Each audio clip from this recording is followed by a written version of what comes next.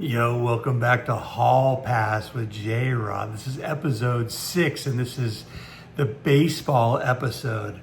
One of the awesome things about summer is going to baseball games, especially in open air stadiums. You smell the popcorn and the hot dogs, and you just hear the chatter of thousands of people around you. And there's nothing like hearing the ball meeting the bat, that sound, and then the crowd just cheering. It's amazing. Some of my experiences have been pretty amazing, and I haven't been to a million games. I've been to a few in my day, but early in around, 1981 or 2, maybe 3, 82, 83 right there. I'm from the West Coast, and people say, well, how on earth are you an Oriole fan?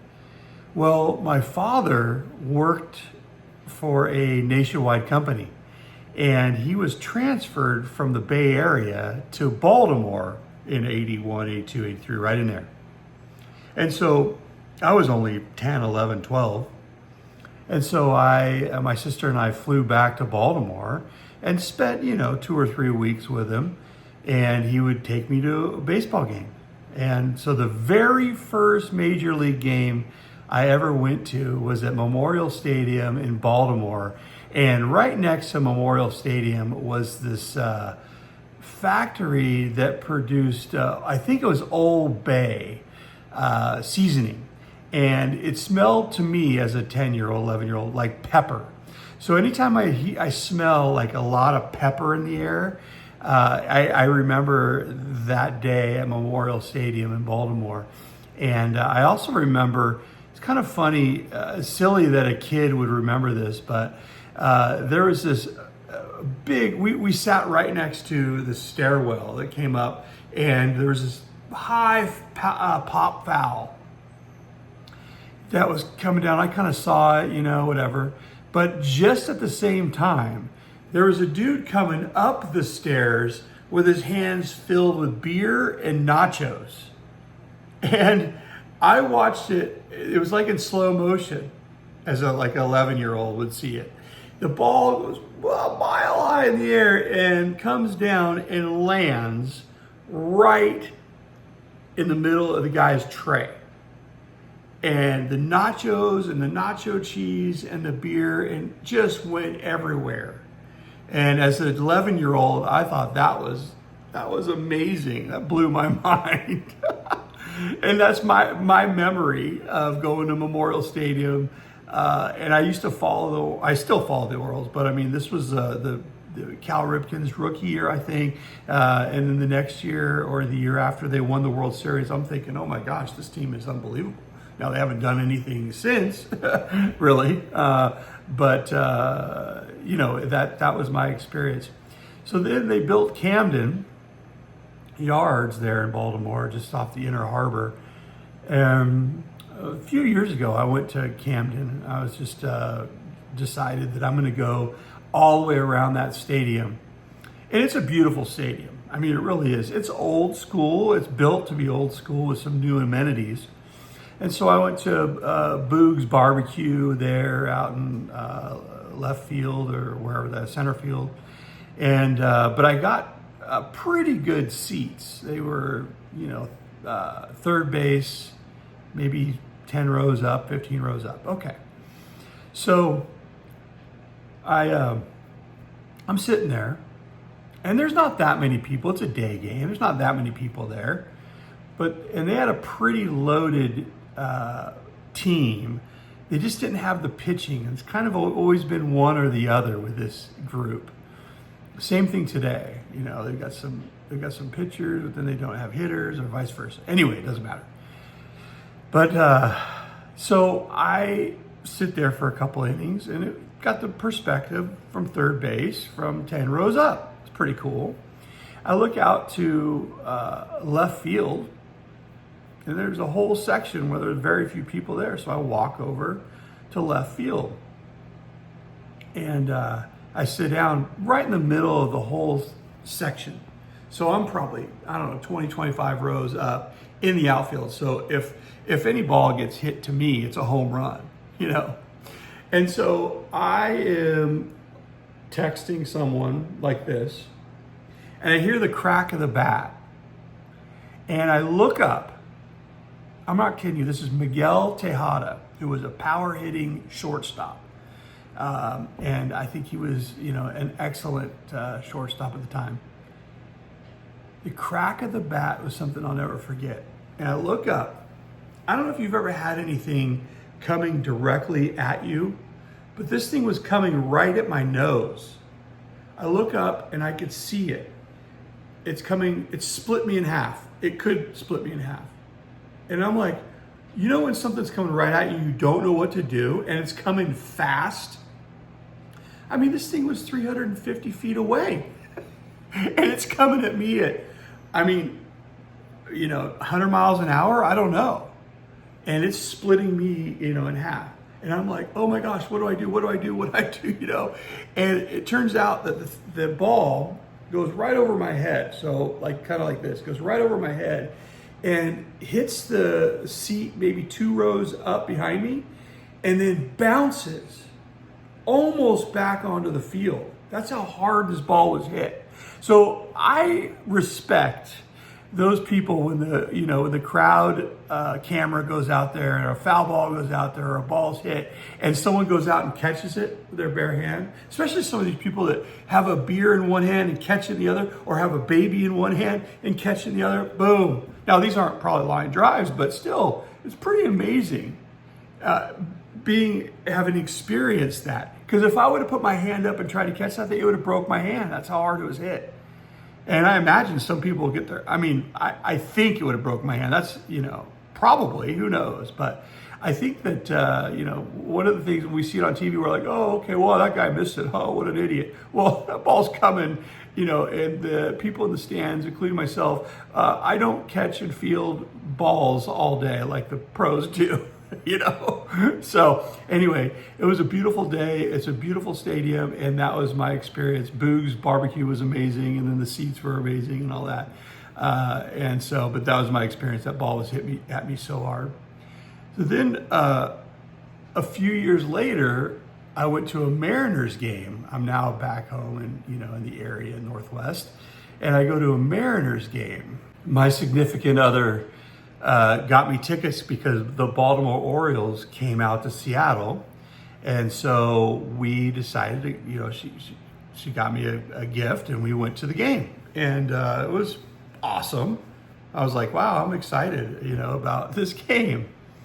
Well, as the games goes on, man, Baltimore doesn't really even have a hit. This isn't a high scoring game. Seattle, I don't remember how many runs, but they didn't have very many runs either. But I'm like, about the 5th inning, I'm like, man, the Orioles don't have a hit. Don't have a run. Okay, don't have a hit. Whoa. And then you start to go, well, am I going to jinx them if I say something, right? And so now it's the 6th inning. The Orioles don't have a hit. And by the way, the Mariner pitcher was a kind of a middle of the pack pitcher. He wasn't like a star. He wasn't terrible, but he wasn't like this guy that's, I know Nolan Ryan's going to have a no-hitter today, or Randy Johnson. This was not Randy Johnson. And so 7th inning comes, the Orioles don't have a hit. Now I'm in a quandary here because I am an Oriole fan, but I'm also kind of rooting for history. And the 8th inning comes, and now all of a sudden, people are realizing that there's a no-hitter going on, but everyone's kind of like the same. Now, I'm in Seattle, so the Seattle fans are like, yes, this is great, And there was a smattering of Oriole fans out there. But they were all starting to root for this no-hitter. Because if you look, statistically, no-hitters are very, very rare. And it's getting 27 outs is very difficult. Now, the difference between a no-hitter and a perfect game is, in a perfect game, no one reaches base. In a no-hitter, someone could reach base via the walk, via the hits batsman, or via an error. But in a perfect game, meaning 27 up, 27 down, no one reaches base, and that there have been very few perfect games. I mean, that's even way rarer than a no-hitter. But a no-hitter is pretty impressive. Anyway, come the ninth inning, I'm like, oh, crap. I'm kind of rooting for this no-hitter, but then me rooting for the no-hitter means I'm also rooting against my favorite team. But at this point, I'm like, favorite team be damned. I'm rooting for history. And sure enough, I witnessed a no-hitter up at Safeco Field in Seattle. And I still remember, not a lot from the game, but I still remember it a bit, and pretty incredible. So I've had some really awesome experience. A lot of them have to do with family. I also, one of the greatest Father's Day ever was in Seattle. My father was still alive, and my two sons and I went up to Seattle. We went to a Seattle Mariner game for Father's Day, and that was an incredible experience. My sons were, 13 and 15 or 12 and 14. And my father lived over in Silverdale, Bremerton area, so across the Sound. And we were coming up from Portland. So we met, he was coming from one side, we were coming from the other. So we met south of Seattle. And this tells you how my father, what kind of a person he was. We meet in this big casino, ginormous casino parking lot. And we were just going to switch cars, and then go together from there to Seattle, which was only about another half hour or so. And we get to this parking lot, my father's there, and we meet up, and he looks across the parking lot probably 100 yards away. And there was a car with two young folks with the hood up. And he said, "I'll be back." And he walked across that parking lot, even though his two grandsons were there and his son was there. He walked across that parking lot to see if he could help those two people with their car, with their hood open. And it turns out they were waiting for a tow truck or something, so there's nothing he could do. But he actually took the time to walk all the way across there to try to help people he didn't even know. And that's just the kind of person he was. So we go together, he comes back, we get up there to Seattle Park, get into the stadium, and they allowed us to go on the field. All fathers and their kids, families, could go onto the field, and you kind of walk around the warning track. And when we walked around, started on the third base side and walked around. And when we got around to the first base side, I believe, the Seattle Mariner team were warming up. So they were, paired up or partnered up, and they were probably 20, 30 feet away, playing catch, throwing balls to each other. And they were talking to kids. It was so cool. It was way cool. So that was one of the coolest Father's Days that I've had. We actually went to the Space Needle also, and just had a good time. We didn't go up in the Space Needle because I think it was either closed or we didn't have time, whatever it was, but we went to it, and I'll show some pictures of that. But anyway, that was an amazing Father's Day. And then one last baseball experience. I have a few bucket list stadiums that I'd like to go to. And I've been to a lot of stadiums. There was the time when I was at Dodger Stadium, and I walked into the women's bathroom and never realized that there was no urinals in there. And so I go to the bathroom and come out, and it's just filled with women, and they start screaming at me, and I'm like, oh my gosh. So there was my Dodger Stadium experience. It wasn't too great. Actually, it was great. We had a great time. I just went to the wrong bathroom. But Dodger dogs are good, by the way. But there was a Fenway Park in Boston, was a bucket list. And so my partner and I went there one weekend. We had miles. We put together just a bunch of things to get there, and coupons and everything. Just haggled some stuff together to get there. And we did a overnight trip, and we both ate some bad stuff at the airport before we got on the plane. So we both had food poisoning on the plane to Boston, from Portland to Boston. And this is a red eye. Oh, horrible. Neither one of us slept. We're puking. We're doing, it's just brutal. But anyway, we decide, we get to Boston, and we get there early in the morning. And we go to the hotel. They don't let us check in, but they let us keep our bags there, so we don't have to walk around with bags. And I'm like, we're talking about trying to get ourselves squared away because we've been throwing up all night, we've been sick, but now we're feeling better and things are turning. So we decide we have tickets for later that day, early evening, for Boston, New York. Boston, New York Yankees. Oh my goodness.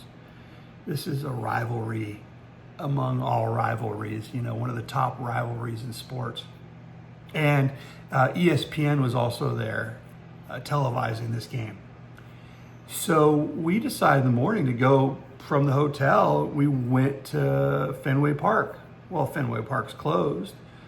We had breakfast, had some coffee, tried to rehabilitate from the terrible night on the flight. And I saw this little sign that said tours. And I'm like, whoa, tours. Wait a second.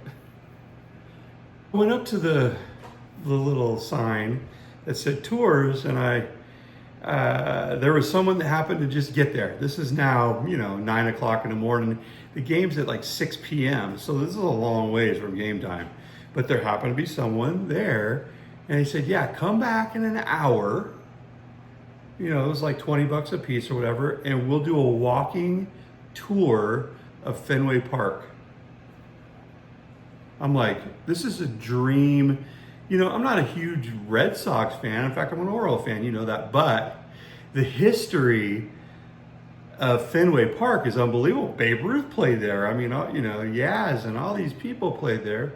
Pedro, this is his jersey, and Roger Clemens, and all these people played there. It's just unbelievable. All these greats played there. So we go back at 10, and there's just, my partner and I and a couple other people, and we walked all over Fenway Park. We walked up to the suites. We walked down. They showed us there's a seat, not very many, but there's a seat where there's a pole right in front of you. It's kind of a joke. But we went up to the Green Monster, up to the top of the Green Monster. But the coolest thing is they let us go down to home plate. And we got to stand right behind home plate, not on the plate, but right behind it, a foot, 2 feet from home plate, and kind of got to walk around a little bit, not a ton, not like Seattle where you could walk around the whole thing. We walked, up and down the third base line a little bit, but that was it. But that was so cool. We got to see the inner workings of the Fenway Park where they keep the score. They do it manually. That's one of the only ones. Maybe they're going back to that. It's kind of cool. We saw that, and just you're in there, and there's the mystique of Fenway Park. I know you folks in Boston. I have a lot of followers in Boston. Thank you very much, and in New York, by the way. Thank you for following my content. But I think maybe you take it for granted a little bit just because of the history. You're there and you're like caught up in the game, but like, the history that went on, and you know it better than I, but it's pretty cool. And just walking around and just amazing. And then the Sweet Caroline, the 7th inning stretch. The game was cool. I mean, I don't even remember. I was on cloud 9 the whole time, man. I had tears in my eyes. I was just like, oh my gosh, this is like, the Field of Dreams movie, like, is this heaven kind of thing? That's kind of how I was. Same thing at Wrigley when I went to Wrigley. Wrigley, a little bit less. it was kind of like, okay. But I did go during the Sosa era to Wrigley, and that was pretty cool. But anyway, I don't want to get sidetracked. And so, the Fenway Park experience was unbelievable. And then I went to, last summer, went to Houston to visit my sister and my brother-in-law. And my brother-in-law and I went to a Houston Astros game at Minute Maid Park. We went to Minute Maid Park. It's right downtown Houston. We got this killer parking spot. It was within across the street from the stadium. We go into the stadium. It was pretty smooth to get into the stadium. And my brother-in-law got us some really good seats on the first base line, just past first base, The problem is that I'm 6'6", and my weight doesn't start with a 1 and doesn't start with a 2. And so I'm way too big for this seat. And so I wedge myself in, but it bruises my hips. I mean, I'm not kidding you. And by the way, most places are not built for people my size. And so nothing against Minute Maid Park. So about, third inning, fourth inning, I decided I got to get up and walk around because sitting there is uncomfortable. My brother-in-law stayed in his seat and had a great time. Unfortunately, we separated at that point, but I walked around. Happy Thursday, and having a great got day. some experiences as I did at Camden Yards. Got some experiences at Minute Maid Park, and it was pretty cool. I ended up out in the outfield underneath the train, and the train went up, back and forth above my head. It was pretty cool. So that was a great experience, and it's pretty cool when you look from home plate and you look out and you see the skyline of Houston, through the windows of Minute Maid Park, past the train and all that. It's really cool to see that. So I had a great time there too. So baseball has been a part of my life, not a big part, but definitely a part of my life. I coached high school baseball, but that doesn't, and I follow it. I have as I have 6 or 8 fantasy teams every year. It's stupid. And I had, just like this year, I think I have 6 this year. And I don't know. Anyway, I think it's a sickness. But I do love going to baseball games, and it's fun to have different experiences. Very few that I would like to go to that I haven't been to. I'm really excited to see this new Las Vegas Athletics Stadium that looks ridiculous from the drawings. So I'm gonna have to go to that. But as far as, I've never been to Yankee Stadium, but it's the new Yankee Stadium. I still wouldn't mind going sometime. But that's pretty much it. I've been to a lot of the stadiums, and part of it is they're not built for me, and part of it is the older stadiums. There's the nostalgia, but and I care about that, as you know, I'm a history guy. A lot of people don't care about the nostalgia. They just go, and there's not all the cool stuff as in some of the high tech stadiums, and so like a Safeco is pretty high tech. And some of these newer ones are really super high tech, and this Vegas one's going to be mind-blowing high tech, I think. It looks like anyway. But anyway, I wanted to share my baseball stories with you. I thought they might be interesting. I hope you like them. Please subscribe and share. Smash the subscribe button and smash the like button, as my students like to say. And thank you for listening to me. I hope you're interested in my content. There's more content coming to you. We've got Hallpass, as you're seeing now, and you've got some JRod University coming at you too. So anyway, JRod loves you. Keep smiling. Keep your head up. Your day's going to get better. JRod loves you.